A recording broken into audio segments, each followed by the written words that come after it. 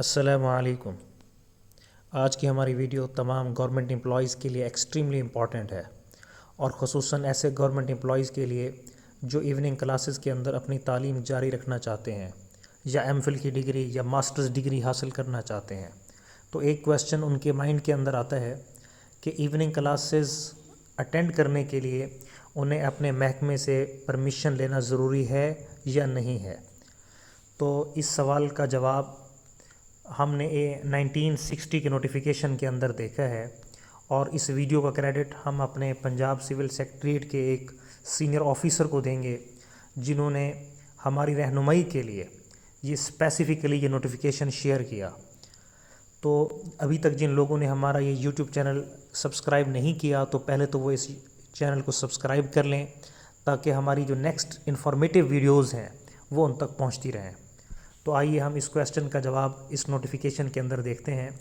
یہ 21 جون 1960 کا نوٹیفیکیشن ہے، جس کے پیرا 2 کے اندر بڑا واضح طور پہ لکھا گیا ہے کہ گورنمنٹ امپلائی ایوننگ کے اندر اپنی کلاسز اٹینڈ کر سکتے ہیں، اور اس کے لیے نو فارمل پرمیشن از نیسیسری، اور اس کے لیے کسی فارمل پرمیشن کی ضرورت نہیں ہے، لیکن وہ ہیڈ آف دا ڈپارٹمنٹ کو ان رائٹنگ انٹیمیٹ کرے گا اباؤٹ دیئر کلاسز۔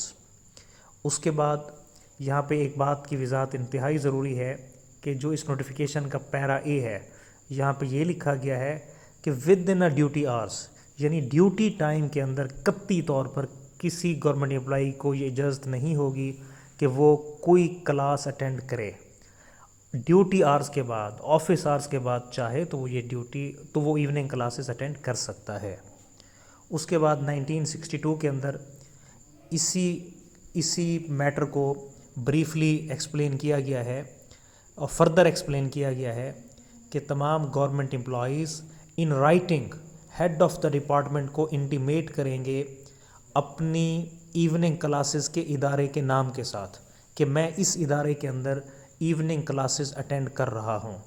ہاں، یا اگر وہ ہیڈ آف دا ڈپارٹمنٹ چاہے تو وہ ایسے گورنمنٹ امپلائی کو ایوننگ کلاسز سے روک بھی سکتے ہیں، اگر اس کی ایوننگ کلاسز یا اس کی جو اسٹڈی ہے اس کی آفیشیل ڈیوٹی کو ڈسٹرب کر رہی ہو۔